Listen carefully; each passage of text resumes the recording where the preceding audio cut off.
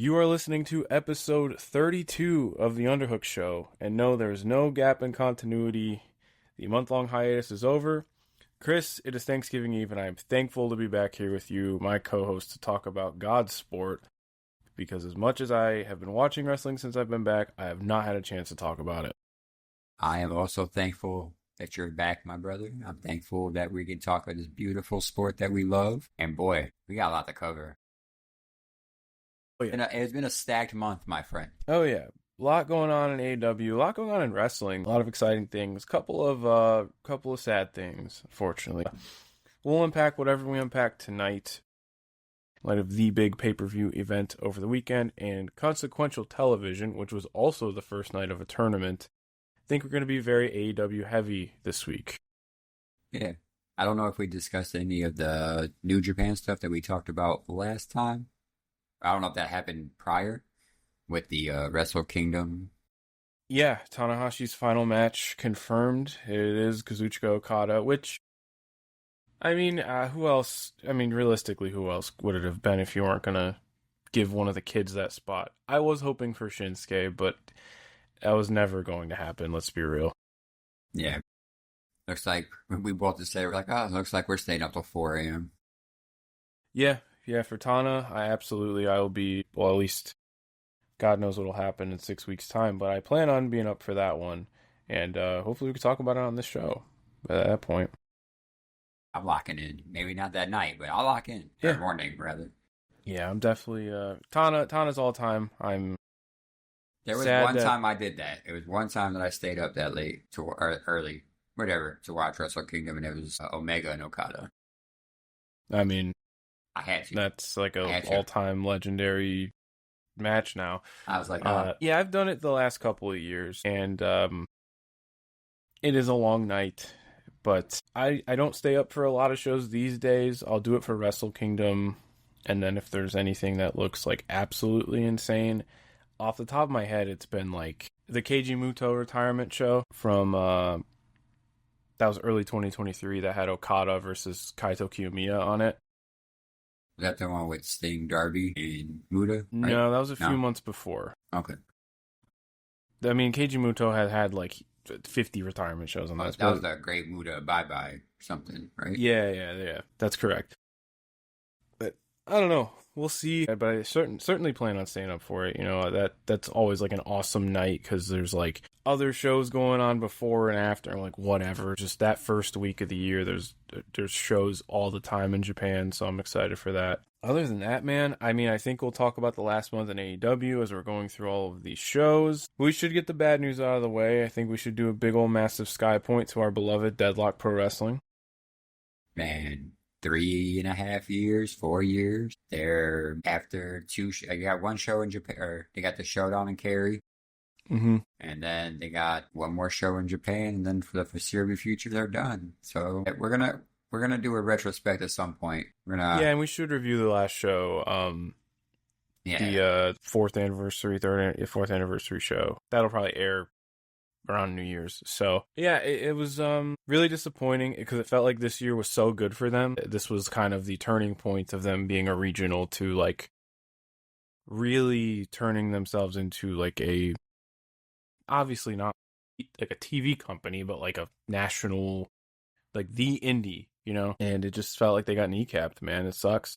And like them and Prestige and... Yeah, Prestige too. You know, it's kind of like sad to see what's happening to the American indies, you know? Yeah, it's not looking good. I did see West Coast. I think they formed some sort of alliance with St. Louis Anarchy. So I'm hoping that, because they're kind of the odd one out of that kind of triumvirate there.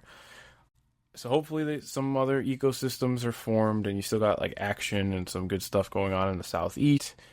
Yeah, man, like American Indies took a giant hit over these last couple of months, and it's really sad to see. I was at the hotel bar ready to close out, and I saw that notification. I'm like, well, I ain't going nowhere. Yeah, you shot me that text, and I said, I checked mine, and I said, oh.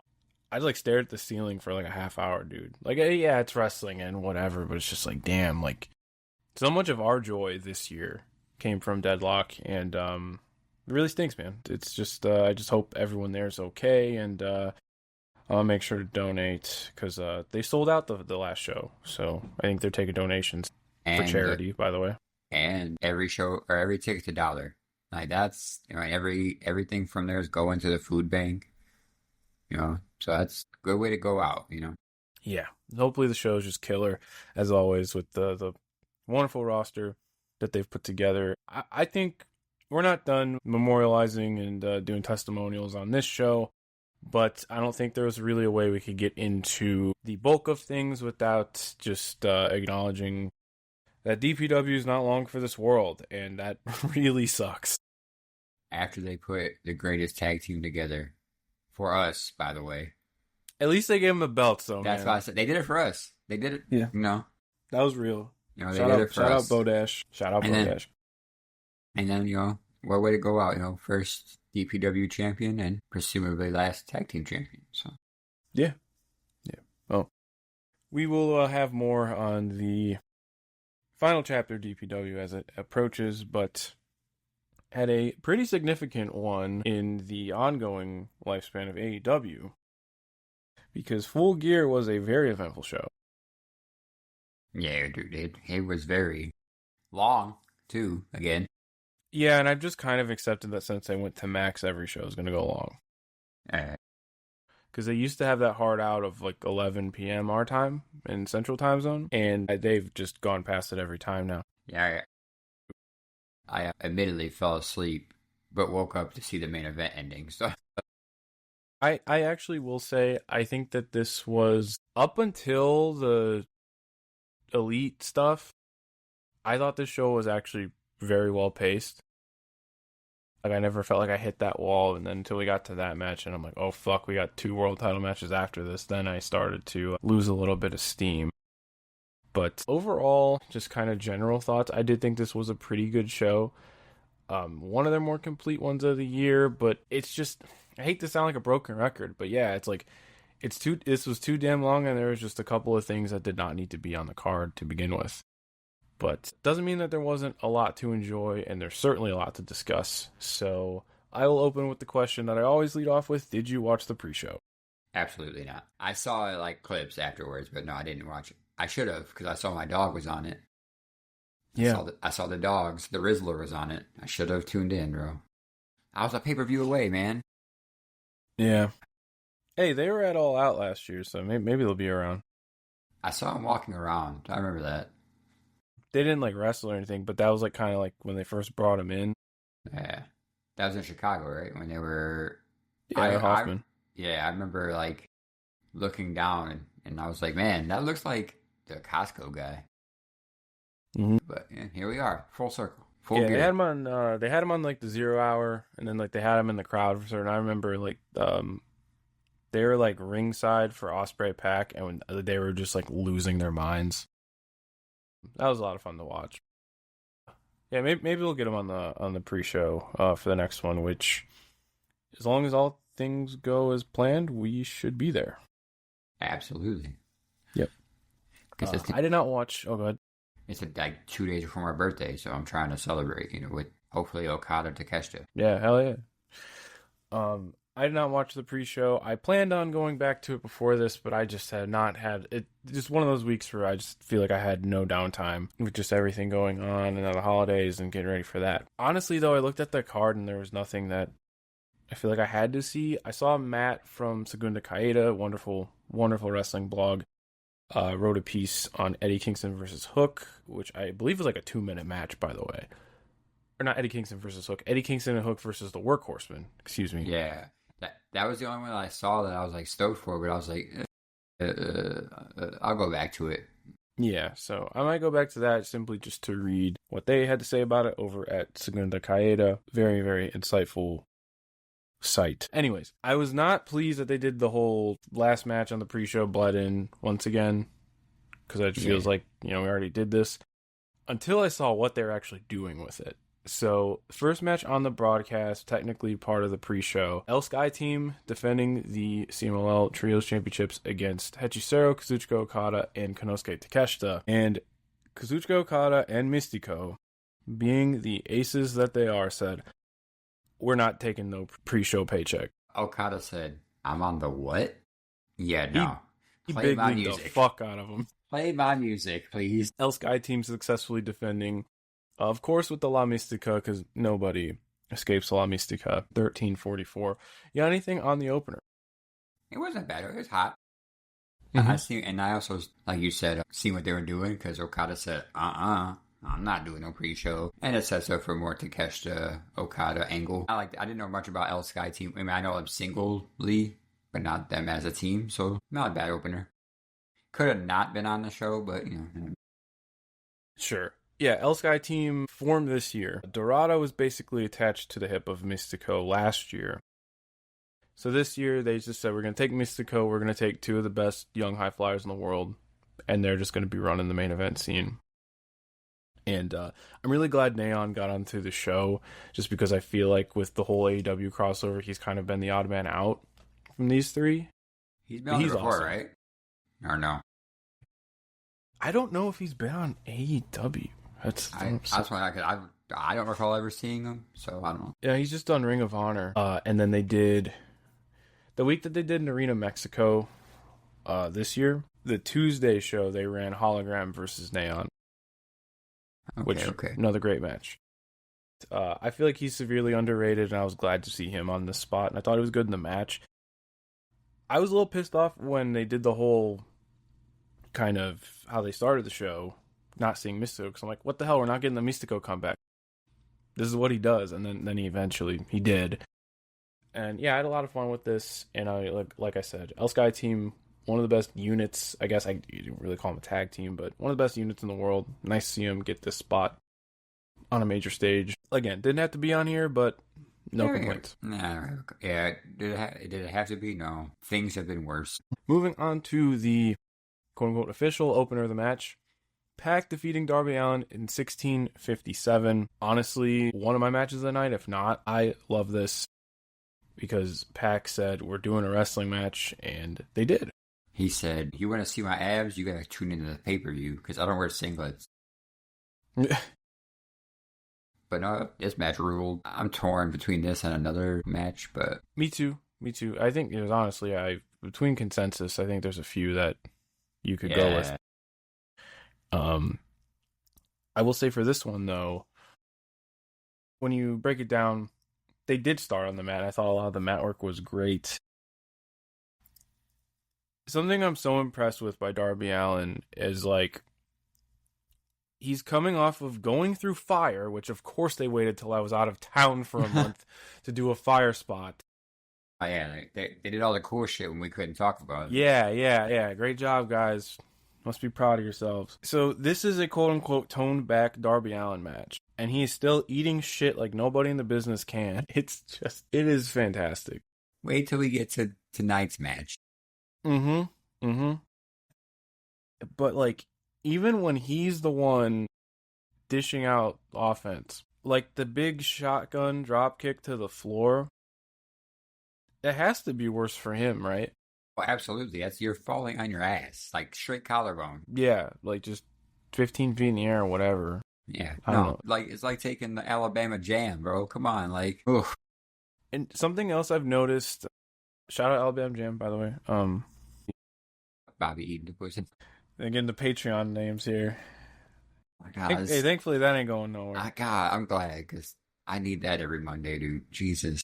I'm waiting for the 2025 Supercut. Me too.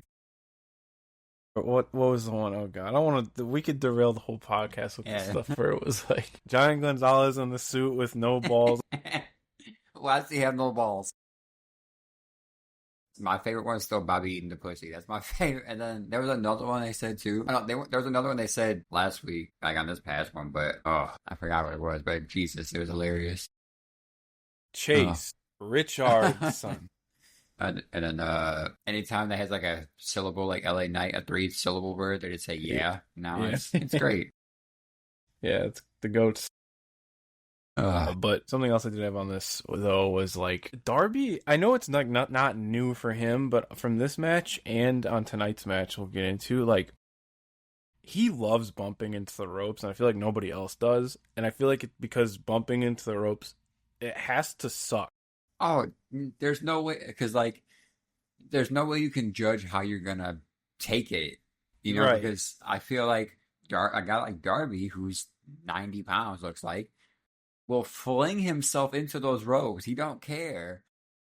So he's gonna Yeah. bounce off of him. Oh yeah, Stick a pin in that one too, because tonight's I thought was so awesome. But I thought he broke his leg. But yeah, with the slingshot in this match, though, was just disgusting. And I think Pac, I mean, Darby could do this with anybody. Putting him with this new version of Pac, though, to where I don't know if this is like a stylistic choice because of Death Riders thing, or if Pac had to modify how he works because of the injury earlier this year.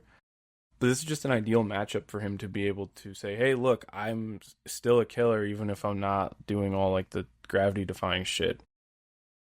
So I just thought this was super efficient, and I good timing understand. too. So Yes, far, back to back, good timing matches. Put a pin in that. Okay. yeah, yes, yeah, that too. Um, and Pac, of course, saying, "I just want to beat you in a wrestling match," and he wins with interference. Now, I was a little confused by that because I mean I know Death Riders was always going to be bullshit, but now when you look at how they did the tournament blocks, well, now the question is, can Pac actually beat Darby Allin without interference? Right. This is the brilliance of all this too, because let's run it back. Excuse me, let's roll it back. Jon Moxley beats Darby Allin because of Pac. When Sting gets Pac out of the equation, Darby Allin beats Jon Moxley. Pac beats Darby Allin with the help of the Death Riders. So now you gotta ask the question, can Darby do it with no interference? And that's the brilliance. That's why I'm so happy they're in the same Bracket. block. Yeah. Yes. It's just this like that very simple, like, yes, Death Riders still look terrifying, still look like killers, but there's always in the back of your head, if you take the bullshit out, they're not unbeatable. Yeah. So I like this match a lot more now knowing where they're going with the whole Pac Darby stuff. So well done. Yeah. I just needed to wear the singlet. And he would have sold me. No, but I think they put too much emphasis. Like that Sting's bad. Sting's bad. I said, don't do that. Just say bad. Just say bad.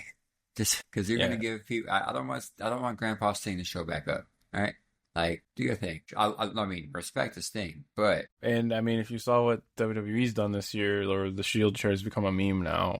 yeah, We don't want that. I did. Now, nothing against everyone getting the pay-per-view paycheck, but this did not have to be on the show. This could have been at home. This could have, if you wanted to, it could have been a pre-show. I mean, Yeah, I think this would have been perfectly fine on the tailgate brawl. This kind of multi-person match works there, but I don't want to downplay giving the women on the card with how much they've invested into the division this year. Before we talk about the match, though, I do also want to say this is kind of what we've talked about when you do have Mercedes in a world title match. You have all the belts tied up into one. Then something like this happens. My question is, I mean, couldn't they have just done the final here? yeah, dragging is. I think they're dragging it out for like what World's End because I'm assuming. yeah, which I mean, shout out to us. I mean, I'll go. I mean, Yeah. but yeah, this like you could have literally or just made it a tournament match at that point. Like nobody would have batted an eye at that point. Yeah. Like you Yeah, could like have just you did could have ran. you could have ran you could have timed it right. Did your timeless love bombs versus Megan Bain and Shafir. Mm-hmm. Maybe if you move the gimmick matches around, you could have done it here, yeah. But then again, one of my other complaints is we'll get to it later. Too many no disqualification matches back to back to back with each other. Yeah. I mean, whatever. That's neither here nor there. But yeah, no, I honestly didn't see this match a lot or watching it. This was my food break match, unfortunately. But I did go back and watch it. But Yeah, I not was the kind of best. cold on this one. Yeah, it was a lot of moving parts. Again, I feel like this was more of just getting the names and faces out there, getting these women paid, that's a great Yeah. thing. Never going to downplay that. Get the pay-per-view paycheck. And After the years of how they treated women in wrestling, absolutely. Like, and I will say, like, I like all these women in these matches, but I think the match on Wednesday is going to be a million times better than what this was. Yeah, absolutely. Like again, I really don't have much on this. I think it was nice to see Tony and Mina get one over Marina and Megan. Like that's a nice step towards their semifinal. Although now I do feel like that's kind of overshadows the actual final. But I'm ready for Deathmatch Mina though, man. 'Cause I can't wait that for was that. always one where I'm like, she's probably game for that. Like I feel like that's not something she'd be opposed to doing. I mean, she did a spear through it off the stage. Yeah. Like I feel like she's so. Yeah, I mean this was just kind of standard AW multi-team fare. A lot of in and out, a lot of moving parts, a lot of near falls, etc. The one cynical thing I will say though is like they must know that we've been critical of them sticking the women in a four-way match Yeah. because I mean, look at the TV cards that they did it all year. So, They're but like, oh, they're used to it by now. yeah, we'll talk more about the women's tag team title stuff when we get to TV. But moving along to the men's tag team title match, we figured it would happen. FTR got the belts back on them for the Solid third match, time, though. beating Brodito in 20 minutes 11 seconds. Yeah, I like this match. I didn't like this match as much as I'd say the consensus, but it's more of a preference thing. But what do you think? I like this match. I mean, you know us straight rodeo guys over here and FCR guys.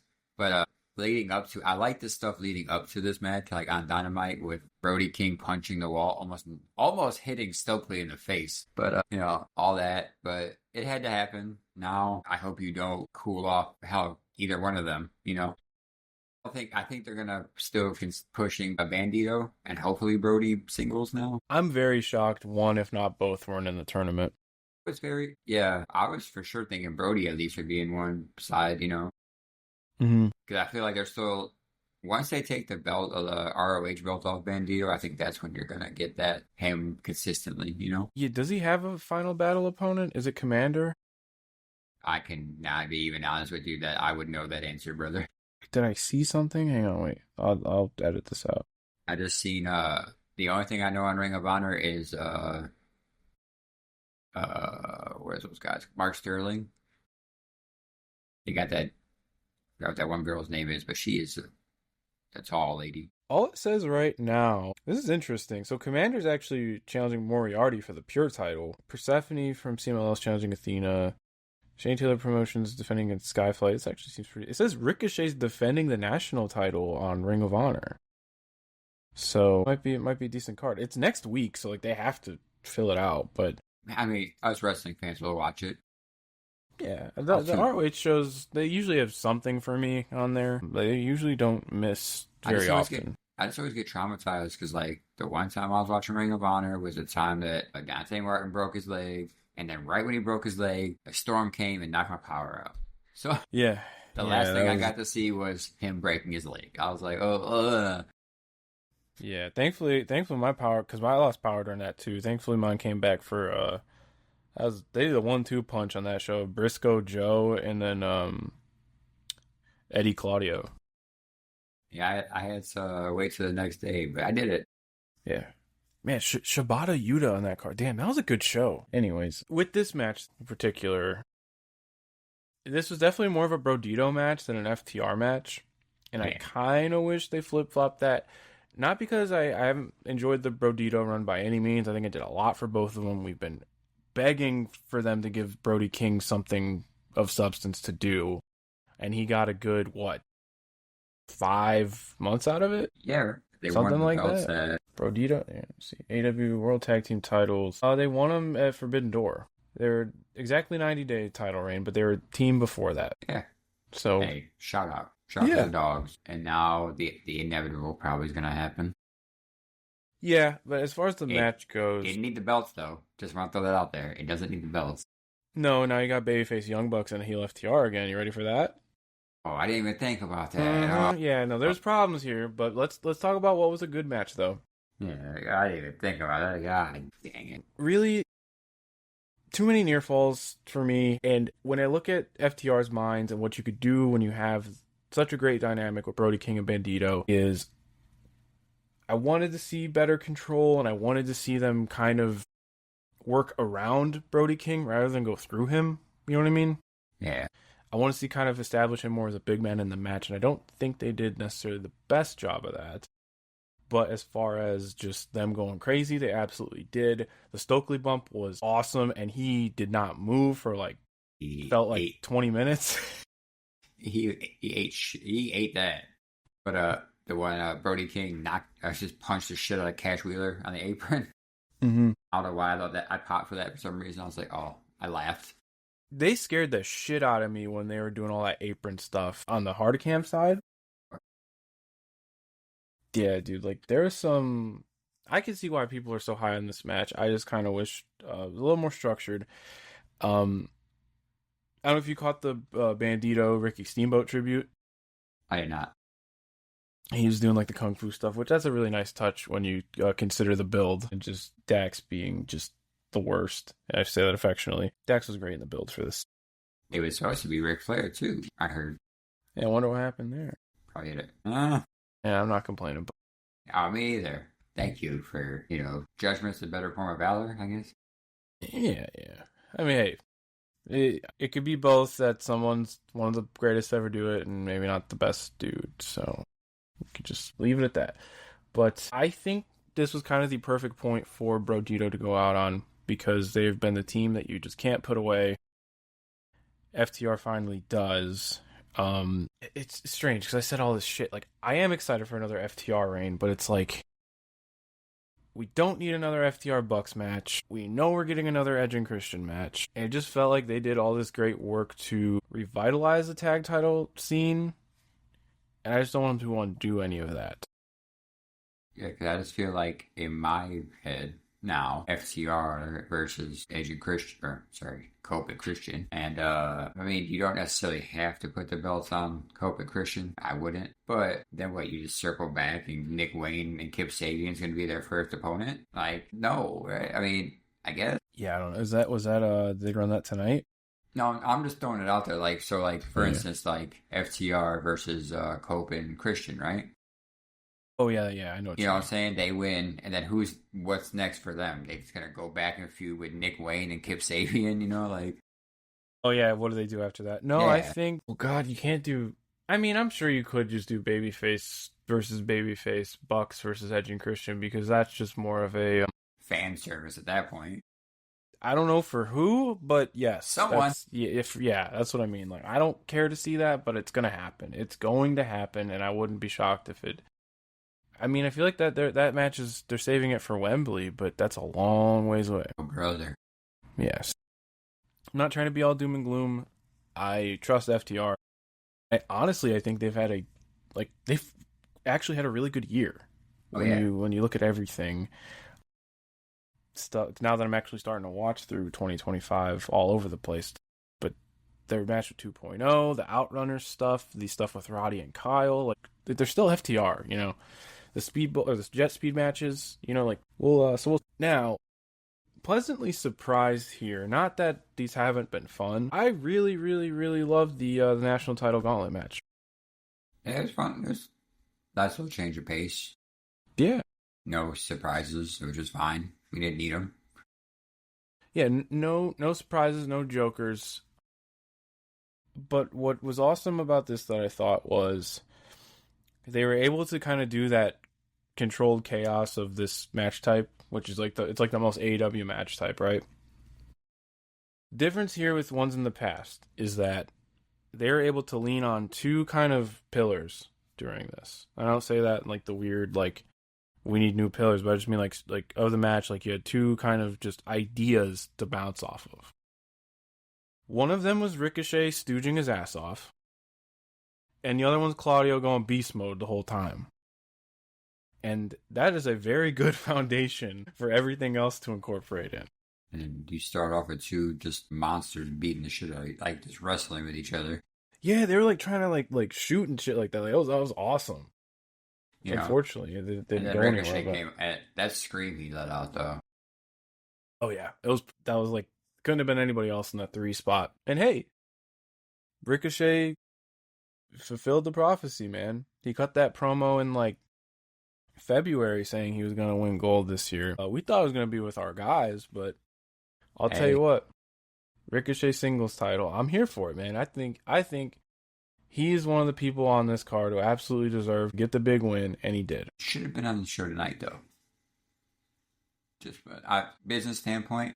Yeah, I thought that was strange, and that's kind of the give and take when you do have to kind of reel it in with the tournament stuff. Yeah. Because I thought it was strange that he wasn't on, especially when you did debut a new belt. But I think he filmed a segment tonight. Yeah, probably on Collision or something. Yeah, it said we'll hear from Ricochet on Collision. Okay, So okay. he was in the building, just wasn't on the show. But I do agree that was a little strange. But the bit where Ricochet, every entrance after Ricochet's Death Riders too. That was hilarious. He's like, "Come on, man!" And then the one spot in the match where they were all doing the running clothesline, and then he did one, and he thought he was trying to dap them all up. Yeah, it was fantastic. What a year for him, though, man. I'm With saying, things winding down here, the most I've enjoyed Ricochet probably as a TV wrestler. oh, absolutely, yeah, no, Just well done. I didn't catch him a lot in WWE Mm-hmm. because I didn't really tune in like that. But I mean, I knew him from like PWG, Lucha Underground, TV wise. Like, yeah, absolutely. This is the most I'm locked in, and he's with the dogs too. Yeah. Yeah, yeah. Moving on. The latest of the Jon Moxley is the best wrestler on the planet, possibly. Oh yeah, this was. I think this was my me. It's hard because I love this match too. So I'm like, but I think the main event's That's my match. Yeah, we'll. I'm honestly undecided right now, but Yeah. maybe I'll come to a conclusion by the end of this. But Kyle O'Reilly submits Jon Moxley for the second time in 10 days. We didn't talk about any of Blood and Guts. Maybe we should do that now. Yeah, let's do that. Because I totally didn't think about it because of how much I just wasn't feeling the 4-way tag. But Blood and Guts is a TV special. Good TV, I thought. My only gripe, and I understand this is my gripe with a lot of wrestling these days, but it's like just the two cage matches were way too long. Yeah, I mean, and then you had a match in between that too. But nah, man, like, the women's match was fucking awesome. Yeah, it was a blast, man. I loved every second. And then like it sucked that a lot of people got injured. Like Queen Ammonite got hurt and couldn't be in the match, and Yeah. someone else, right? Couldn't be maybe or Penelope Ford. Penelope, yeah. She had So- gear made for all these shows too, and it's just like it's such a shame. But And and it's but Monet being in there and not doing anything but taking a table bump. yeah, I don't like. At first, I was like, I don't know why they stuck Stat and Monet in Blood and Guts because it felt like they were in their own doing their own thing. Yeah, you could have just made it like a 4-out-4. You know what I'm saying? Like, But whatever then when it I saw, was. Chris Statlander beating ass in the cage while wearing the belt, Oh yeah. I'm like, oh yeah, that's she's the one. Like she should be on TV during this. Like she's the face of the division right there. No, my face is a bitch. Megan Bain. First of all, why was she trying to kill? Was it Chris Statlander in the corner? It was I think somebody so. in the corner, and she threw a chair or something. Good lord! And it just bounced off her face. I said, "Oh, Megan Bain just doesn't care. She just does not care. Just nope." Even in like the gimmicky shit in the match though, like Tony Storm swinging pearl necklaces pop me. The Unfortunately, mirror spot. the bag of thumbtacks ripping open on contact. Yeah, that was a shame. Yeah, I that was was like, a shame. oh. I was like, but I mean, they still got the thumbtacks in though, so hey, shout out. Yeah. But I loved it, man. Sky Blue is forever awesome. Doesn't matter. She thrives in these matches more than in standard tags, I'll tell you that much. I think she But, knows her hey, niche. You know what I'm Yeah. saying? Like she might have found her niche. It might not be career long, but hey, Yeah, but I think in the year that what they did now, because I think you can really frame stuff as a year when we got 5-6 weeks left. What they were trying to do with their women's division, this kind of seemed like the exclamation point of giving them more, not limiting them on what they can do. And you could tell that everybody in the match, even if I'm, critical of how they would normally wrestle, you could tell everybody gave like 110%. both sides too, men and Yeah. women, really. Yeah. The men's was a lot of fun too. I think the men each had one less person on their team. And They gotta shorten the intervals though. When you're doing a 6-on-6 cage match, you don't do 5-minute intervals. Make it like 3. if you were paying attention, that clock started going at random times. There was no there was no intervals. It just felt long as hell. So that's why I was just In the women's one, I think they forgot to hit the clock or something because there was a very long gap in between like participants. And then all of a sudden it changed. So I'm like, okay, I think they're just doing this on the fly. But yeah, no, you're just wait. Like, if you're doing this, it needs to be a pay per view, I think. And you can't do 2 cage matches, I don't think. I think that's like a not for TV, especially. yeah. I will say this for the men's though. That one felt like it dragged a little bit more, but I think the rosters were so strong that it almost like it made up for it. Like Roddy was just an animal in that Yeah. match, man. Oh, like he's never not, but I was like, holy fuck, like use him more. Like unless he just don't want to go all the time, like let him be. But like, dude, he's still one of the best in the world. I'll make this point because it kind of literally bleeds into this match, though. Kyle O'Reilly with diabetes, It's just bleeding everywhere. one of the best blade jobs I've seen all year. It needs to be hung in a museum. Holy fuck, dude! Like that was Well, insane. between this and then the main event. Mm-hmm. Yeah. Yeah. Oh yeah, no shortage of blood in AEW this month, which I don't know if it was just that's everyone's individual plans, or if that was by design. But They need their quota. yeah, no, they got on the Muda scale this month for sure. I think with the men's though, I'm just taken back by the finish of John Moxley squirming in broken glass and tapping out, and he just seems to be able to capture that. Like he's quit a lot this year, Yeah. but I never felt like it's been diminishing returns. They've all felt impactful in a way. This one on the pay-per-view, something strange about because Kyle's not there.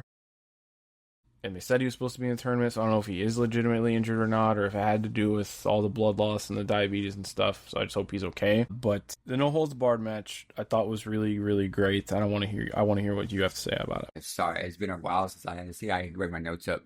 I liked it. The ending with the Mox tapping out, Kyle getting over. Like that's me. Like we've been Kyle fans for a while, and finally seeing him getting his push to finally. We seen it for a while, and now him finally getting his TV push on main roster push. I mean, back to back, making him tap out again. So I just hope he's okay, but for me, I think the women's match was the better of the blood and guts matches. Yeah, In I'm my with opinion. you. My Yeah, I'm opinion. with you. Yeah. Just because like it was the first one, and yeah, it kind of unfortunately got plagued with like injuries, but they still made the best of it. And I was with you like, oh, why are you adding Stat and Monet just to like kind of fill it? But then Stat going in their beast mode with the belt, and then you got and then in the men's you got Roddy going beast mode.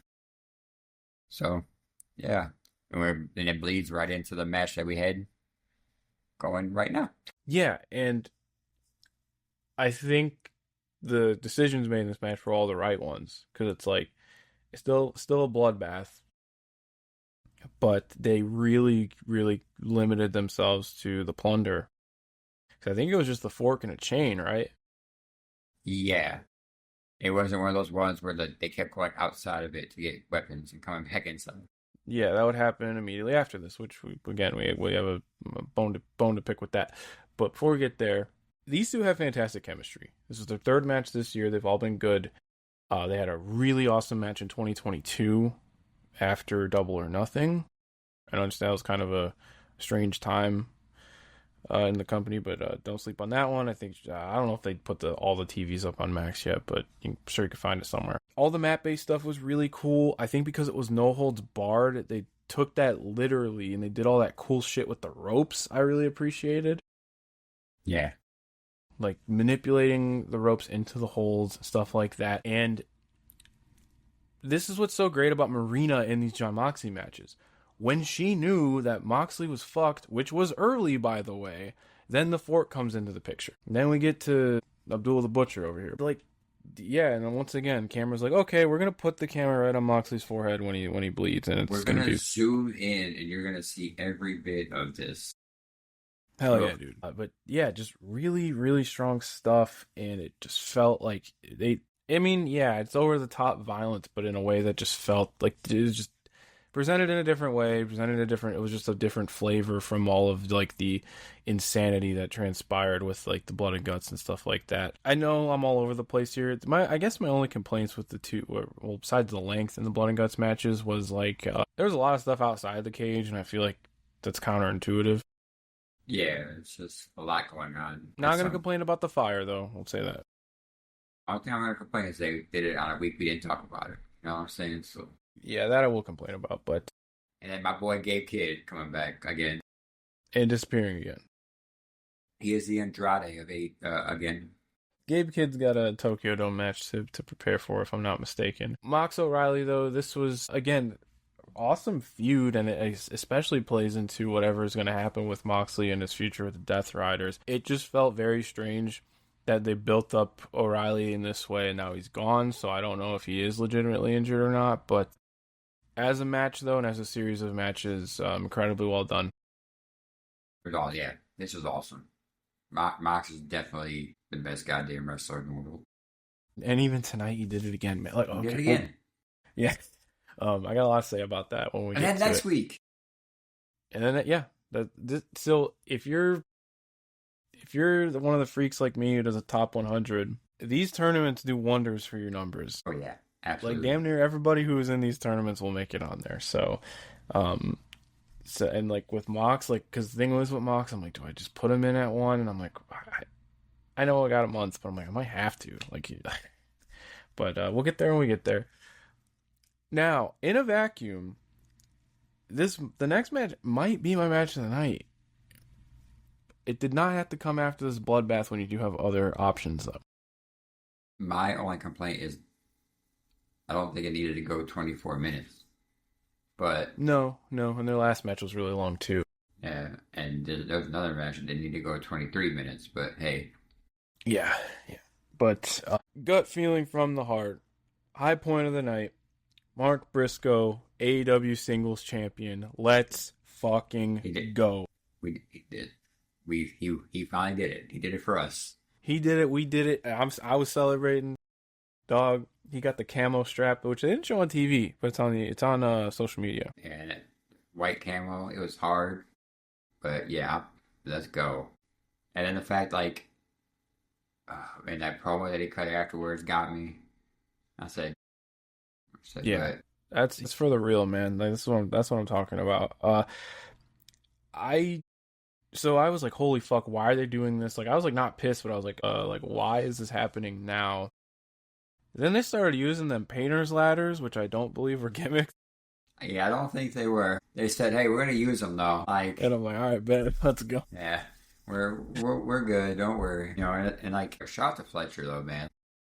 Yeah, I'm not mad at all that he lost his belt. I mean, like, it even felt like when he had the TNT title, this was like, okay, like we know where this is going.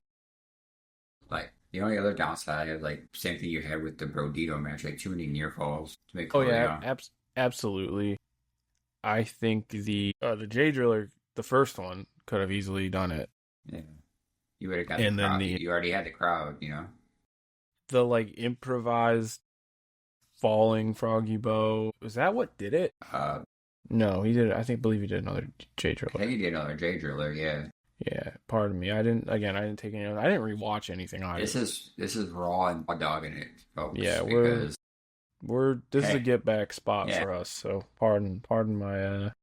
we'll get the ball rolling again. Don't worry, we're here. You won't know.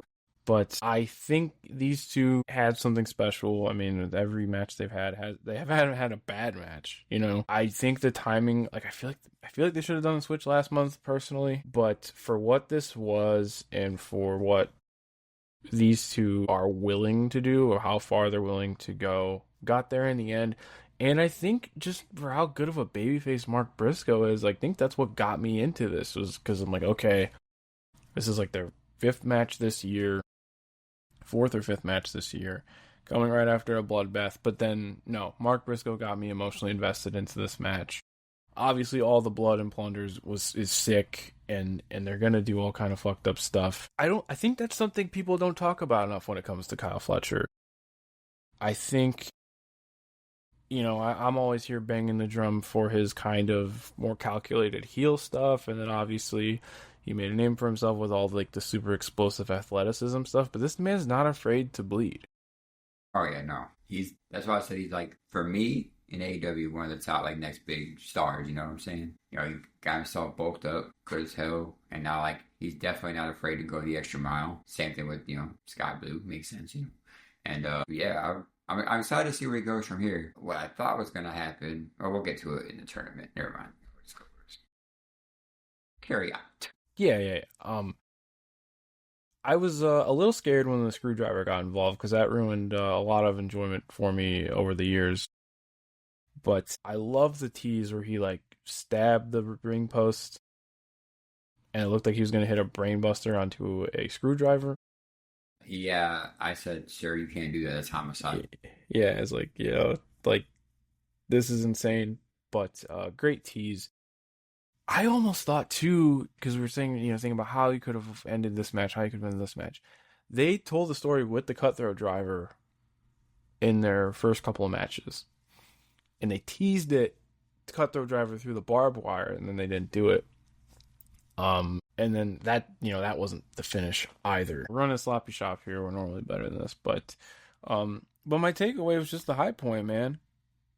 Through all the blood, through all the plunder, and just through Mark Briscoe just not being able to get the big win, especially after how he beat MJF too. I was starting to be like, okay, well, what are we doing here? Because that felt like the launch pad. Then he lost. But I'm excited to see this title ring get going because it's Mark Briscoe. You just throw him out there, do an open challenge. That's just You're foolproof. gonna have bangers no matter what. It is foolproof. This is what I've been asking for. So I'm very happy with this. Fletcher's obviously got his work cut out for him in the tournament. Overall, I'm happy with where these two are at as of now. Absolutely. Shout out Mark Briscoe.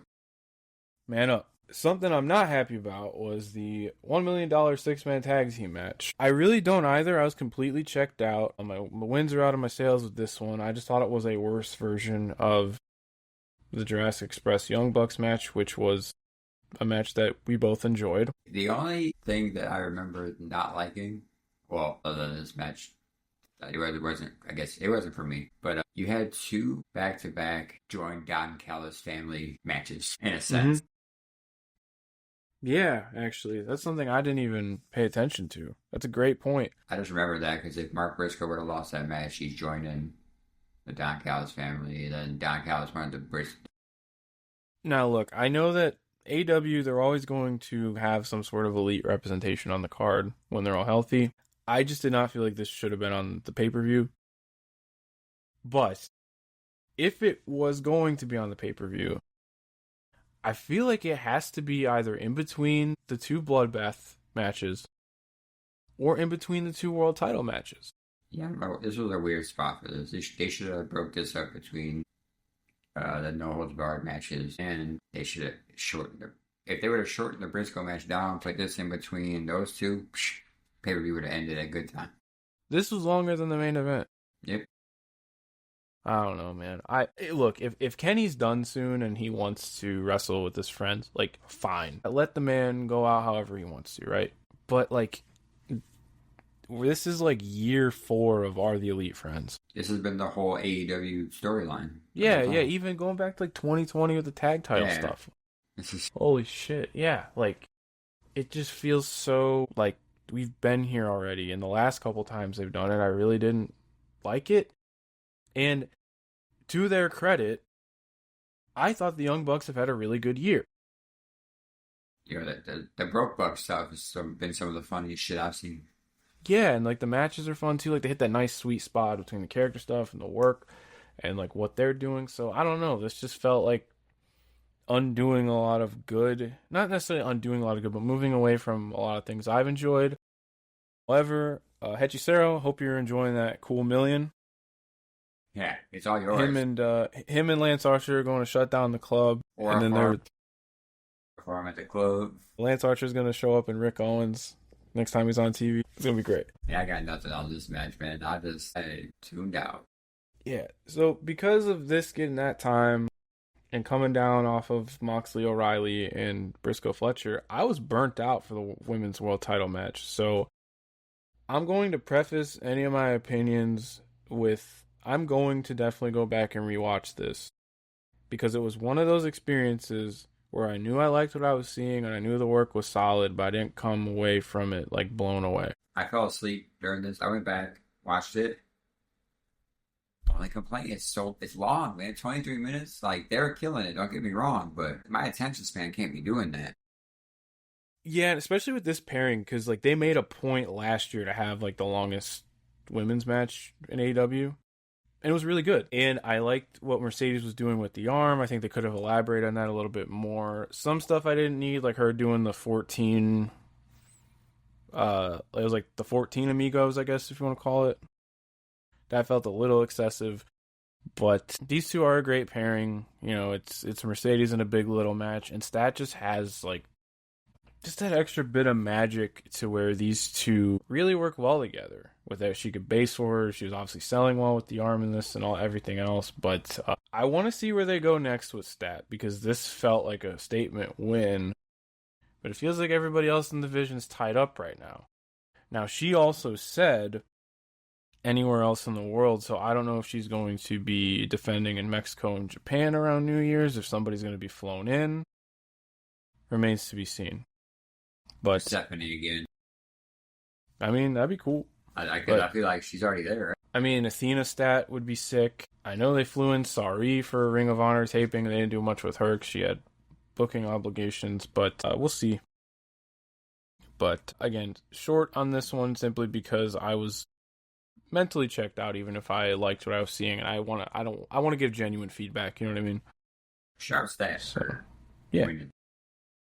She feels like the ace now, and I think that's long overdue, but I'm happy that they didn't give up on her. So, main event time. Put the kids to bed. This is real being hours right here. Dun dun dun dun dun dun. The champ is here. Golly. We back, baby. Samoa Joe defeats Hangman Adam Page 1602 inside the steel cage to win his second AEW world title. Now, I did not see this coming. Genuinely shocked. I'm definitely not opposed to it because, I mean, it's Samoa Joe. Either way, whoever would have won this match, I'm cool with. My main gripe here is I don't necessarily know if I would have had Hook swing the match as drastically as he did. Also, this is like their second steel cage match on pay-per-view, not counting the fucked up one at Forbidden Door, right? But like locked steel cage, nobody in, nobody out. And we're still doing run-ins in the steel cage. I mean, how broke that damn chain on. You see, now that was tight. Like, okay, Yeah. I get that. Like look at him, man. Like that's some. He like if anybody needs it or should do that, it's him. Who like ripped the door off one time? Was it Mark Henry? Yeah, Mark Henry ripped the door off. Kane ripped Yeah. the Hell in the Cell door off. Or I was thinking of Kane and Hell. No, they had Mark Henry do the lock Yeah. spot, but they didn't gimmick the lock. And then Shibata climbing the cage with the belt on his shoulder. That was the visual. But let's talk about what we should be talking about.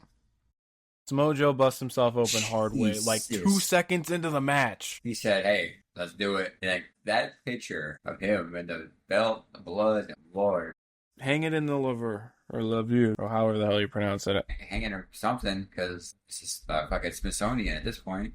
Like, dude, I mean, we both watch deathmatch. I watch a lot of like lucha deathmatch where they're like in junkyards and shit. But I'm trying to think if there's like a more insane cut this year. There probably is, but I'm drawing a blank right now. Yeah, no, same. I'm sure there is one, but like, especially because like, I mean, look Scott at Blue him. and Blood and Guts. Yeah, her blade job was disgusting. I was worried at first. I thought she went too deep. Yeah, she was fine. Yeah, no, she's all good, thankfully. But Joe had stitches today. I think this was legit. Yeah, no, he got fucked up hard way because tonight down in my ear, stitches in his head. And I wonder if that's why this went a little short, even if it did start at like 11:05. Short for AEW standards because this has got to be the shortest main event all year on pay per view. I feel like they still had like 15 minutes to go in this match. And just off of blood loss, because this wasn't like just him. Okay, it was like this was disgusting. It was on the ref's shirt. It was on his everywhere. tape. It was on like Hook's shirt. It was dripping down like on the mat. He couldn't even open his left eye. That's what I'm saying, because look, I don't know all the mechanics and science onto this shit, but like when it's a blade job, it normally stops at some point. Yeah. We've seen Moxley this year blade multiple times in a match. Like just to get it going, or like there would be some smoke and mirrors, like the Swerve Hangman death match 2 years ago. Swerve ran some water over his head to keep it going. You know what I mean? To spread it out a little bit more. But this was full on just a forehead gash that would not stop going. I was taken back by that before any of the work, and yet these two are still beating the hell out of each other. And then Hangman gig too. Hangman said, yeah, I can do it too. Spicy, but yeah. So visually though, just an insane match to look at. It was a crime scene. Yeah. It was the crime scene that I thought the Darby Mox match was gonna be look like, you know what I'm saying? Not saying that it wasn't like they destroyed each other too, but these visuals were insane. Like, yeah, like same like and then Kyle O'Reilly's blade job too. So it's like, you know, ugh. Fittingly enough though, for them doing a show where you weren't allowed to bleed, you get to this one is definitely market correction to say the least. And they still beat the hell out of each other. I do like this pairing a lot. I think with an abbreviated runtime compared to the rest of the show, maybe the ending did feel a little bit rushed. And like I said, I'm a little tired of cages not mattering in AEW. But the Ops are on top now. Belt-assisted muscle buster with the Hook turning. And then Swerve with the comeback. I don't know. I think only time will tell with this. I'm never going to be mad about Joe winning, don't get me wrong. Especially, like, again, like, that visual of him, it's all time. But this feels like AEW taking a swing, which I can appreciate because so much of this card was rematches, you know? I'm not mad about Hangman losing. I know a lot of people are, but it's like, look, even if it's your guy has to lose eventually, right? And I don't feel like this was a bad title reign. It was a lot better than his first title reign. Yeah, let me look at his defenses. The only match I didn't like from this title reign was the MJF match. Yeah, I think that's the only one that I can remember that not really cared for. Like, he had a good run with MJF, right? Because he had the 2 Moxley matches, which were awesome. MJF was just, that had like the real bullshit ending after like 31 minutes. And then Fletcher match wasn't bad, it was just 10 minutes too long. And then the Moriarty match I really liked, and the 2 Samoa Joe matches I liked. So, like, I think for what it was, all things considered, I don't think it was a failure, and I don't think Hangman feels like lessened by it, because look at the angle tonight. Like, they're getting to whatever they had planned for Swerve and Hangman, they're getting into it now. Oh yeah, and I kind of like where they're going with it. Like, they don't look at each other. They don't even communicate with each other. They're just here to kill people now. And I will say this, because, you know, we're all kind of folding in things from the past TVs. I loved Hangman versus Hobbs. Absolutely. That was for the boys, bro. They did that. Yeah, that match was insane. I like the 6-man, which I feel like I should have paid closer attention to as a red herring, where it was Hook, Eddie, and Hangman against the Ops. TV stuff as world champion is important. I think he did really well in TV matches and in the builds for all this stuff. And I love how the whole Joe thing we didn't see this coming. The Tony Schiavone spot had me dying. Yeah, that too. But just like this Joe heel turn into world champion, like where the hell did this come from? Yeah, hey, they had a pivot somewhere, I think, but I like the pivot. I like what we're doing here. Yeah, it feels like they really took a swing, and I'm excited to see where it goes. You know, and then Swerve bulked up. He's on that gas AJ Styles was on a while ago. I said, geez Louise, what? Okay. But I feel like the walking out to the ring like The Undertaker taking 9 million years could have sped up the process. But yeah, it did take forever. But overall, though, that was Full Gear. Yeah, I thought it was a good show. Just again, with every AEW show this year, just way too long.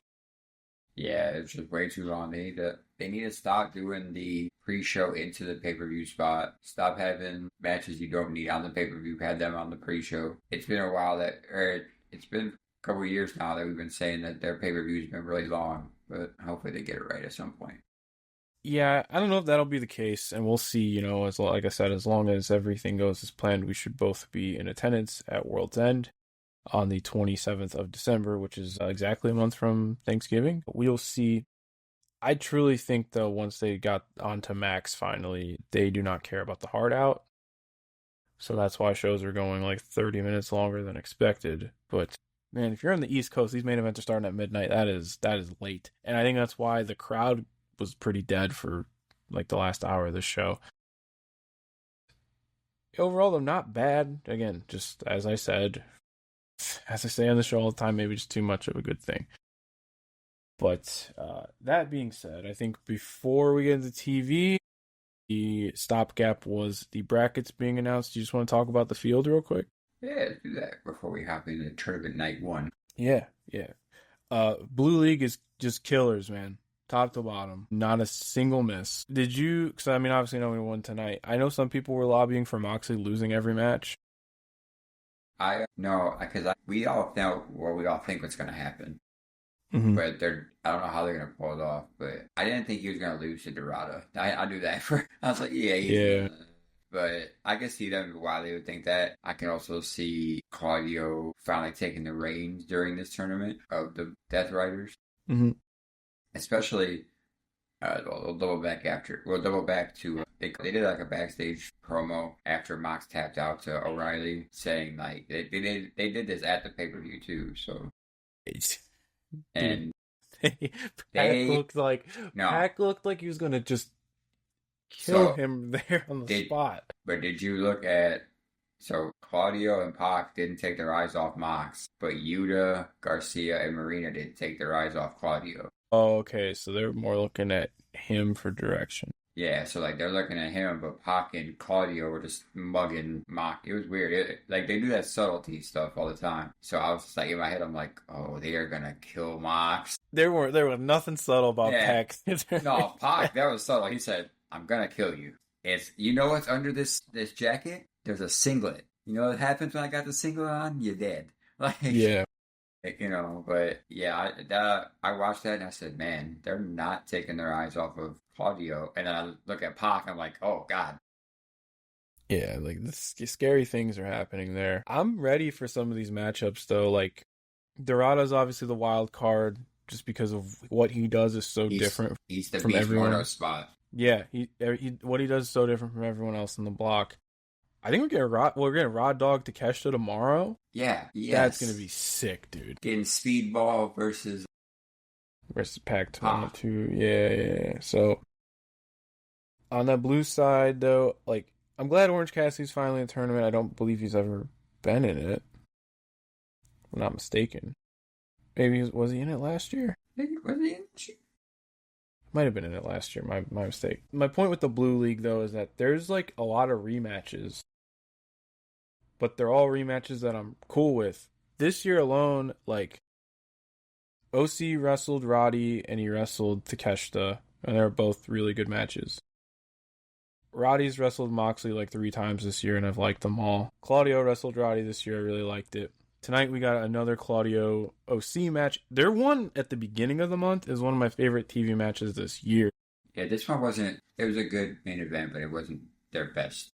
It was different, Yeah. and they did some different things, but I still really liked it. So I think that's kind of just like foolproof. And then obviously, like when Dorada's going to be in a ring with Takeshita, what kind of shit they're going to pull, or what I want to see is Roddy and Dorada are going to do a backbreaker spot that we're not going to think is physically possible.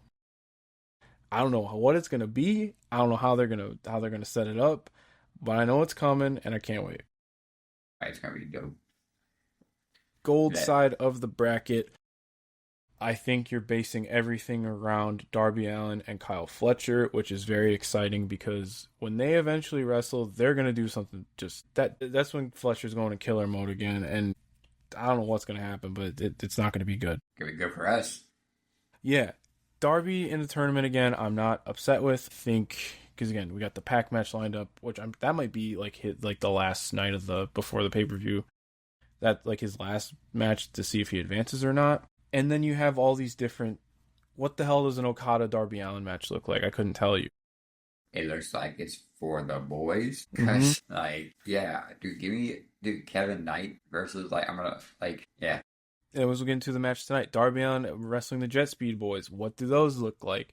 And we got something really awesome tonight. So I'm really excited for this tournament. It's always like such a foolproof thing too, because you only have, you can't go 4.5 hours on TV. So it's like you have to get your tournament matches in. You can't do much else. So whatever else you put on the show has to be important, which brings us to tonight. I thought tonight's TV was great. I thought it was a breeze to watch. Obviously, I think we wanted a little bit more as far as like resolution from the pay-per-view with certain feuds and certain wrestlers. But as a 2-hour television program, I had a great time. Yeah, me too. I also just looked at the bracket. Like you said, Dorado's the wild card. And, like, I didn't even think about it, but, like, him and Orange Cassidy wrestling against each other? Like, what's that look like on paper? Right. This is what I'm saying, dude. Like, and think about all the people they left out. Like, no Bandito, no Brody King, no Hobbs. I wanted Hobbs in the tournament, personally. That was kind of my wish list was like Hobbs and Moriarty. We didn't get either of them. No Ops though. I think they're doing their own thing, and I wouldn't be surprised if I don't think we're getting a world title match at the pay per view. I think we're getting a big multi-man. Like I think it'll be. It's gonna be a Hook, all them, and then like Eddie Kingston, and probably what. They have to have a fourth. I have some speculation. Let me get a run sheet real quick, and then we'll talk about all this. It'll be Swerve, Hangman, Kingston. That's a crazy blunt rotation right there. I'm saying. Swerve and Eddie, I feel like they haven't really interacted. So there you go. Hangman and Eddie, not really either, to my knowledge. But yeah, cage side seats. I mean, I just want like, I don't know. Unless you're bringing back Homicide. Give him out retirement, yeah. Just bring him back, man. I found a sick ass like highlight reel of his on Instagram the other night. I love Homicide. Yeah, me too. I also love B-Boy. B-Boy was one of my dogs too. This comes from Nashville, Tennessee. First time that the Thanksgiving Eve show was not in Chicago, which I was a little sad, but also with everything I got going on, I don't know if I would have actually been able to make it. And the weather sucks. Yeah, it was like this 50-mile-per-hour winds and all that. But we're not getting the beginning of the tournament. We're getting the end of the tournament. So just got to stay hopeful that the weather doesn't suck on that night. But really no bullshit to open the show. We went right into the tournament. Kazuchika Okada, Kyle Fletcher, the kind of Don Callis Darby to open the tournament. The way that they were pacing this match in the beginning, I thought this was going to be a draw. I absolutely thought it was going to be a draw. And I said, no, not the first match. You can't do that a draw. But I was shocked with the outcome. I'm going to be surprised. Yeah, and quite honestly, so last year they had Fletcher beat Okada clean. I mean, this was technically clean, but I just mean like with the flash win. And also considering Okada tried to cheat, it felt like just a nice little comeuppance story within their own faction. And I think it's a good indication that Fletcher's going to be babyface pretty soon. Especially after him losing the TNT belt, and they cut that promo in the back with all three of them, with Okada, Takeshita, and Fletch. Yeah, you can tell the dissension in the ranks there. Yeah, I think that's the story they are going to tell throughout this tournament. And I mean, I wouldn't be surprised if all three advance, because there is a reality where that can happen. But like I said, I think I texted you that too, like a triple threat maybe. But I don't want that. I want Okada to catch it. Give me that. Well, I think they confirmed that the semifinals and the final are going to happen on the same show again. Oh, okay. So they're going to get 2 singles matches and then the final match. Also, if I'm not mistaken, they said that this tournament was supposed to start like in December in England, and then that didn't happen. But I'm kind of glad it's here now, because this is going to be our next month of talking about a sick-ass tournament. So, but yeah, I thought this was pretty good. Maybe not what it could have been, but for a tournament opener and to set the tone for Fletcher's path, I'm cool with it. Yeah. I guess that surprised me. I didn't think Fletcher was going to win. Yeah, no, I think they really did do a good job of shocking all of us with the outcome. Moving on, Kenny Omega interview backstage. I mean, he was just pretty much explaining why they're doing this reunion, and I'm not we gonna won't. argue. I'm never gonna be mad seeing Kenny Omega on my TV. Oh But hell no.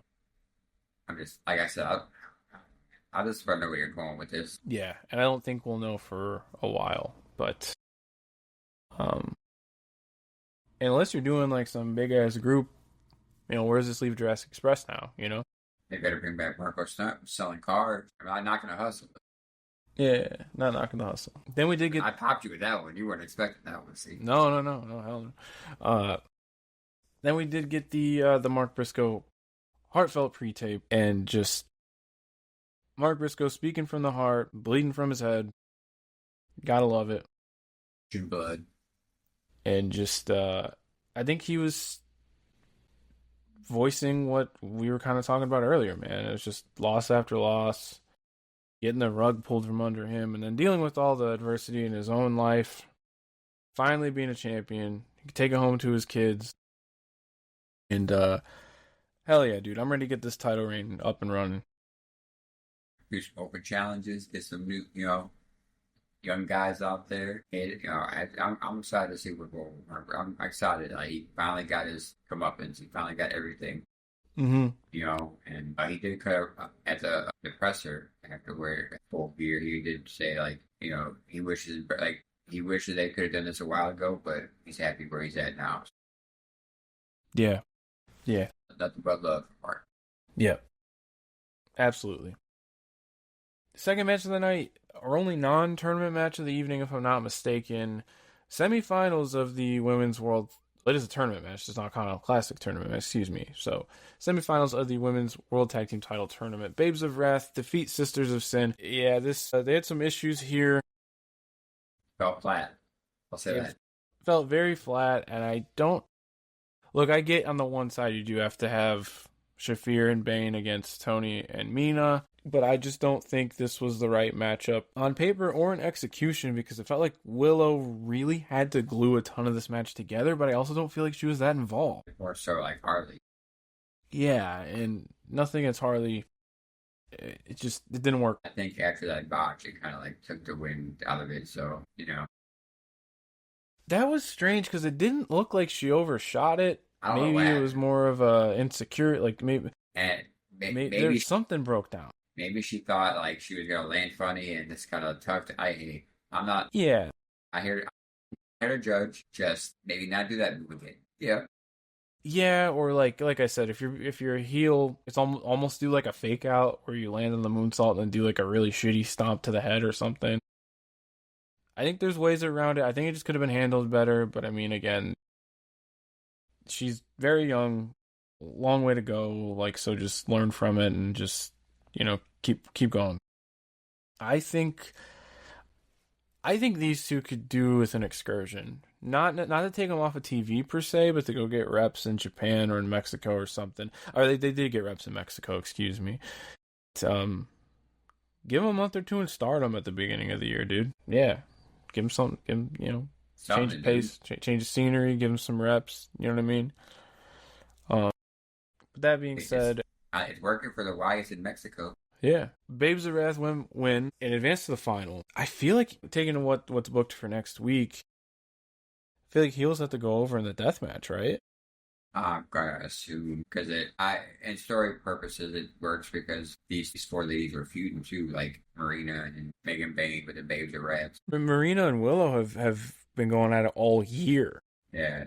I think Megan Bane too, right? On and off, I feel like. Yeah. So, we'll talk about that when we get to the angle, but I just feel like if your final is Babes of Wrath against Shafir and Bane, it's kind of the dynamics are all there for Harley to just be the babyface in peril. Oh, yeah. Willow coming in wrecking house, and then you got kind of beast mode with her and Bane, so we'll see. I'm excited to see what. Really, so now, I mean, our team didn't win because unfortunately Queen Emily got hurt, but yeah, we can't have anything nice, so yeah. She's still the lineal DPW Women's Champion? Yes. Mm-hmm. Yes. Let's go with yes. Yep, there you go. Top of the hour, the supposed championship celebration. They didn't get to do much celebrating because Hangman and Swerve had to make a very long walk from the parking garage. Jeez Louise. But I mean, it's a Joe promo. He'll promo dressed to the nines in the suit. You know what I mean? Because we have a champion with swag in this household. Thank you very much. For But gentlemen. I'll tell you what, man. Hangman walking up, taking the shot, and then walking into the ring with the chain. Oh, that visual was awesome. I'm like, all right, he's fine. Like, we're good. There's nothing to Yeah. worry about here. We're all good. He's still over. He didn't get buried. We're Mm-hmm. fine. We're good. Yeah. What they do here, I don't know, man. Like, because it isn't as simple as a 2-on-2 unless you just do Joe and Hobbs. I feel like it's going to be a 4-on-4, and I know they said late last year, but I'm like, who else could it be but Will Ospreay? I think so, man. I think he's still. I mean, I could be wrong. I know it sounds insane, but who the hell else are they going to get? Yeah. I just don't feel like they're gonna do like just a tag, bro, like Samoa and Hook versus those two or something. I don't know. Yeah. I just feel like that's like, I mean, or you, yeah. I know that's like an insane hot take to suggest, but there's other things at play here too, though. Because Eddie Kingston's promo, he said, he wants a shot at Joe, but in order to do that, he's got to take his boys out. So maybe they do run Eddie Joe, but then it's like, who else is Hangman and Swerve's issue with? I want to know how Swerve's tied up with Joe anyways, other than Joe beat him for the title a year and a half ago. So or like, maybe just, yeah. This is kind of one of those things where obviously a lot of stuff had to be abbreviated for the tournament matches, which again, I don't mind that. But I want to know Swerve's motivations in all of this now, because it's not the whole Avengers thing with the Death Riders. The title, maybe? Maybe.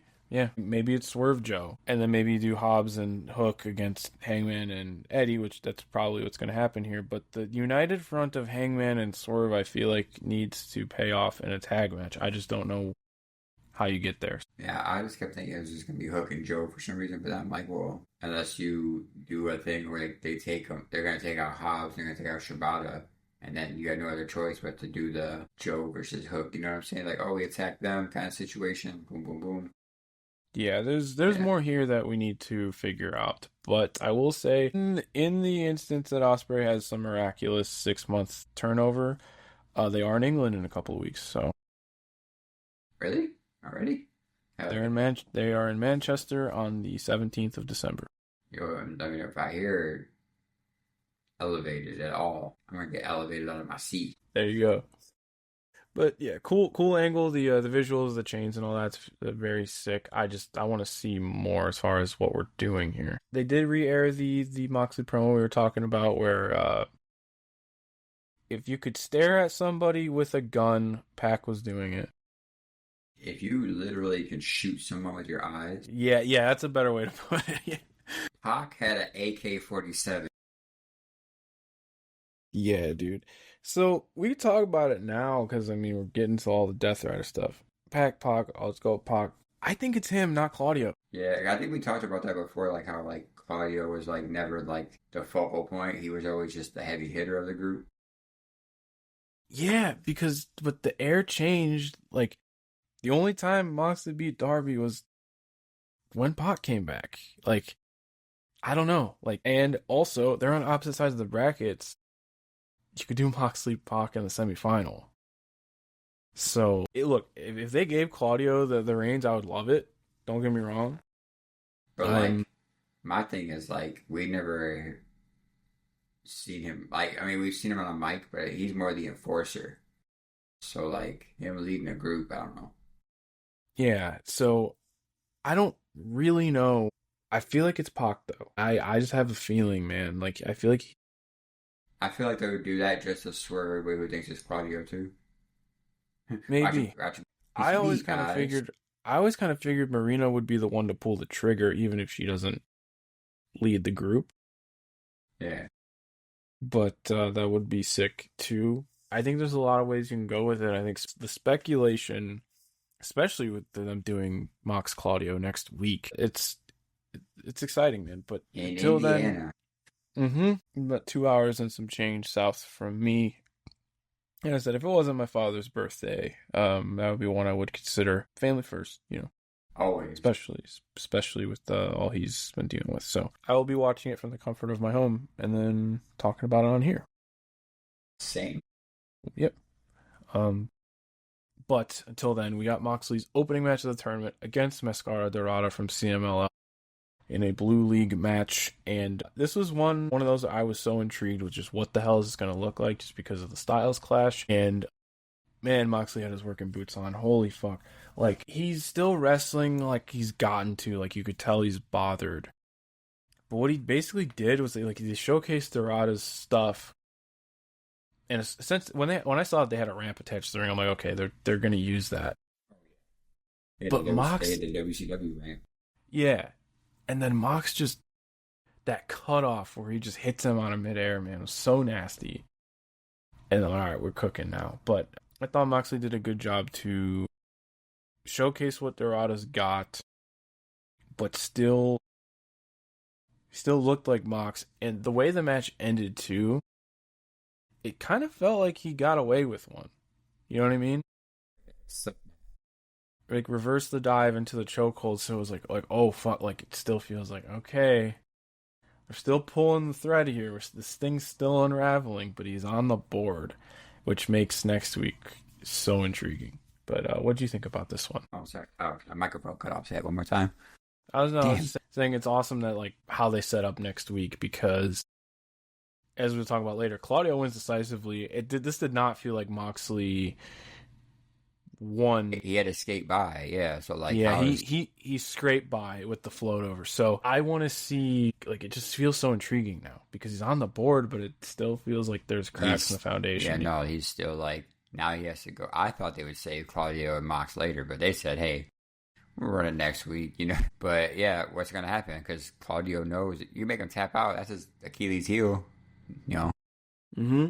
And fans were biting on every time, like, he put in that the armbar. So like, we're conditioned to think, okay, he's in a submission hold, he's going to tap, or he's going to get himself disqualified, or, you know, something. Yeah, like, and this is all that work that Mox has laid since what, August? Damn it, he's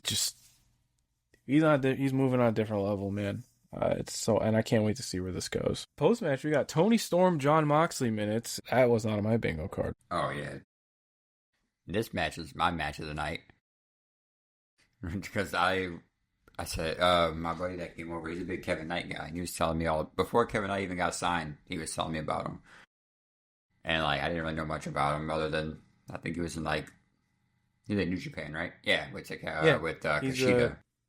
He's a dojo graduate. Yeah. He's one of Shibata's trainees, actually. And then, and he told me about him. I was like, okay, I'll check him out. And then when he got signed, that's when I really started diving. Right here, this match was awesome. Yes. So I would say just before we dive into that, we did have the Tony Storm angle after the Moxley match, where they announced that they're doing a death match next week. Yeah, I was hoping for a dog collar match. I was really hoping for a dog collar. I feel like they haven't done one in a while. Yeah, no, I was just really hoping for one, but yeah, I mean, I feel like that match is gonna be awesome because Megan Bane's gonna throw a chair at someone's face again. Mm-hmm. But deathmatch Mina.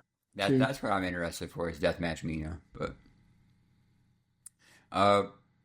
that match can really go either way. I mean, I feel like now that you got Babes of Wrath, you're gonna go heels, but the match is gonna be awesome anyway. Yeah, I just want to touch on that angle before we get into Darby Allin, Kevin Knight. Kevin Knight with the upset, and this was my match of the night, actually. This was absolutely my match of the night. This was fantastic.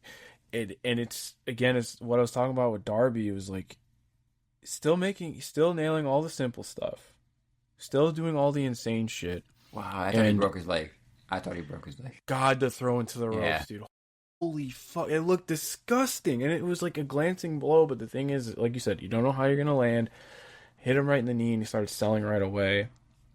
And this was like it was like a freak show between all their athleticism, but it still felt like when you're doing this thing where you're splitting the tag team up and putting them in a tournament like this. They're not splitting them up, but, you know, both members of the team are in the same block. Kevin Knight's first match in this tournament, I think, was maybe the most important out of anybody's. Yeah, because he had to come out and show something, you know? And he damn did. It if he didn't do that. Jeez, man. That drop kick he did off the stage? Or no, Darby did off the stage. I'll say that one where he shotgun drop kicked Kevin Knight into the guardrail, yes. I'm Mm-hmm. talking about when Kevin Knight did the drop kick with Darby. I think he was in the trio woe maybe, or he might have just been in the The corner. coast to coast, Yeah, yeah. he put some stank on that kick. Oh my goodness. Yeah, man. As far as like, they hit this sweet spot because they're doing all this just otherworldly shit. But they're still doing this like kind of underdog story with them. And you're an underdog against Darby Allin too. No, like which again, that's a cool dynamic there. Everything here worked, and I loved how this is a babyface thing to do too. Whereas like he could have taken the count out, and he goes, "Nah, fuck that. I'm clearing this up." I got it. Don't worry. But Mm. yeah, this match ruled though. Yeah, fantastic stuff here. One of my favorite, again, like as far as TV matches go, like this was just something they haven't done a TV match like this in a long time, and it's only the first match of either man's tournament, and it's looking great, man. I'm very very high on this, and Kevin Knight getting the big win, man. I'm happy for him. Like I'm surprised Kevin Knight won, if I'm going to be honest. But I was happy for him. But I'm excited to see where we go from there. Now these other matches with Kevin Knight, it's like you said, the first one had to be big, and he did it. It's got to keep that momentum going. Yeah, and I would just say too, heading into this tournament, I'm very happy with how he's been presented and booked in AEW. I was like a little disappointed he was leaving New Japan just because like I was so impressed with like his kind of upbringing there, but he's where he needs to be. I think this was the best case scenario. And then we got Promo Central after this. Yeah, FTR package, Eddie Kingston promo we already talked about. Kingston Shibata tomorrow. Yeah, hell yeah. I'm gonna probably won't watch it. We talked about it. Probably won't watch it tomorrow, but Yeah, we're locking I'm in. probably I'm probably just gonna be like just full on couch potato mode, football mode, you know. Absolutely. But if I don't watch this before bed, I'll watch it over the weekend because I do like this card. I want to see where Kingston's at. I'm not on one of those where he's cooked and all this stuff, but simply because the singles match he had with Shibata a couple years ago, Wrestle Dream, was badass. So I know that they can go out there and just have like a knockdown, drag out fight, and I think they both kind of need that for singles. So I would love to see that. So this to mean inevitably I could get an Eddie Kingston versus Hobbs match, and Hobbs just kill him like this. I like the way you think. See, just thinking outside the box here. Yeah. Main event time though. Claudio Castagnoli defeats Orange Cassidy in the Blue League. I talked about how much I love their match at the beginning of the month. This match was different from that one, but not in a bad way. I think that their match when they were doing the whole like War Games Advantage series, Blood and Guts Advantage series stuff, that was so much more of it was Claudio complementing Orange's skill set with like his lucha based offense compared to how Claudio is just built to facilitate that. This felt much more gritty, much more physical, with especially like a lot of stuff on the outside. I think the best way I could say it was their first match felt more of like you guys just go out there and show your stuff. This one in a way felt more of just like Claudio's like, nah, get the 3 points. And Orange Cassidy had a bone to pick with them because this was Kyle O'Reilly's spot. So they're just telling a different story and doing some different things. But this pairing I love a whole lot, and I still really enjoyed this. Yeah, sign. The how do I put this? The series of pop-ups where I'm like, he's gonna hit him one good time with his uppercut, and he's gonna be game over. But there was like a lot of like near. He straight up countered it into an orange punch at one point, and that part was awesome. He countered into the DDT as always. But these two just have good chemistry against each other. Yeah, that I believe these two go all the way back to Chikara. I wouldn't doubt it. Fire Ant, baby. Yeah, way back when. Yeah, and I'll tell you what though, I bid on the beach break near fall. Claudio said you gonna work for this. Mm-hmm. But yeah, no, it was solid. The end of the afterward stuff kind of got me confused for a second, but that's neither here nor there. Yeah, that was weird. I don't understand like what. I kind of get Roddy comes out to back out Orange. I kind of get Takeshita coming out to he's getting some cheap shots in for his match, even though Fletcher feels like a babyface, Okada's a heel. Takeshita kind of just feels neutral through all this. He's like, I'm here too, guys.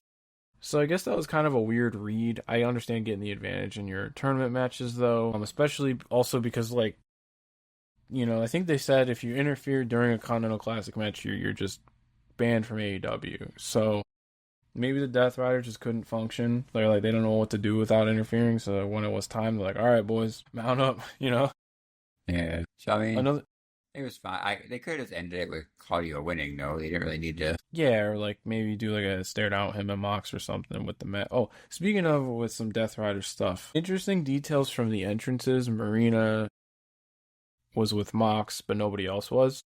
Then when Claudio came out, it was just It was three. Yeah. Yeah, it was Garcia and Yuta. Yeah.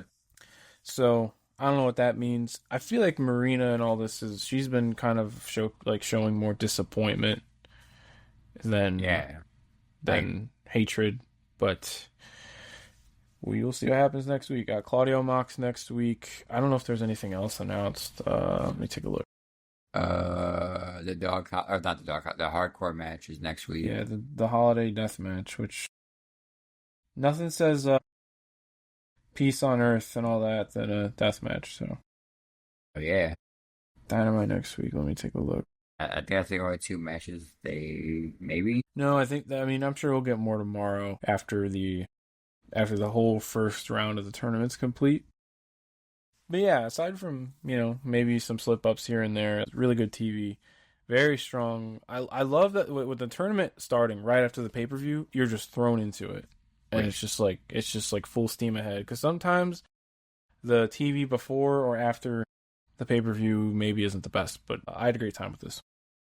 It was a solid watch. Breeze right by. But I love a tournament season, so. Yep, keep it locked here. We'll be going through all of it. Even if I know we don't. I'm not suggesting we fucking deep dive Collision every week, but I do think we should do some tournament roundups. Absolutely, yeah. Just to keep everything in check.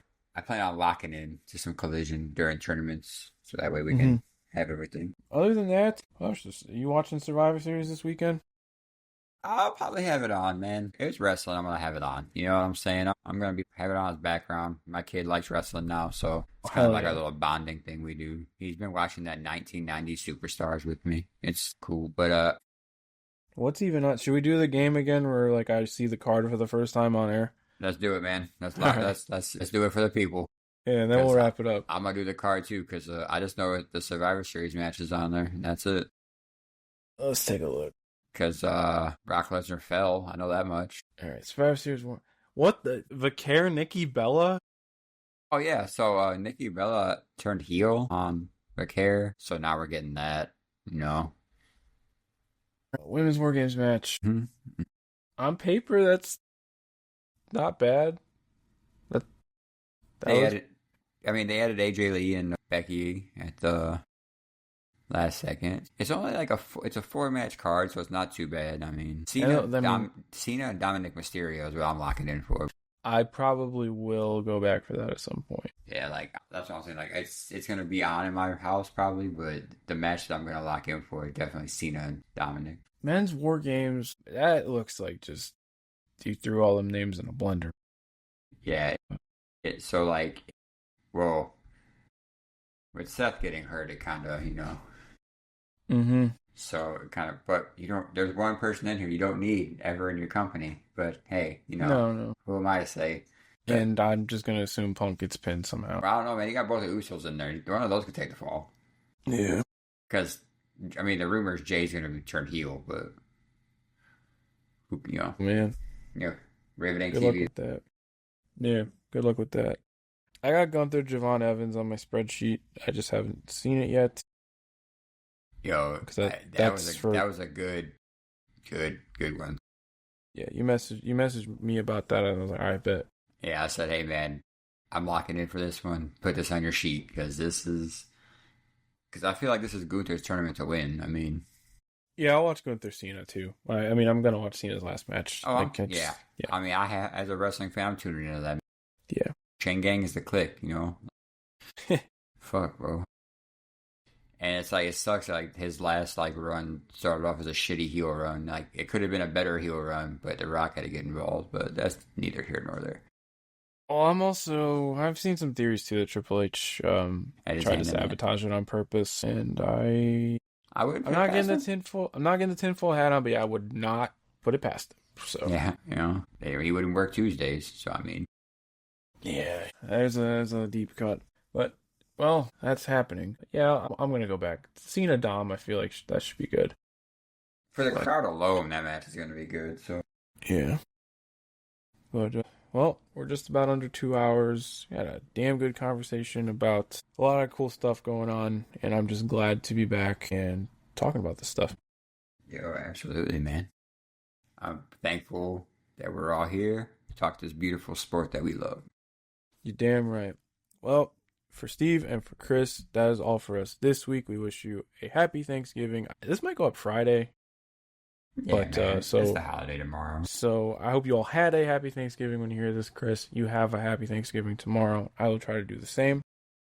And Sure. we will be back week in, week out as long as life allows. And we got a whole ass tournament to cover, and then hopefully I'll see you at the pay-per-view. Yeah, man, we'll be here, man. Keep it locked So in. keep it locked here, and we'll talk to you again next time. See ya.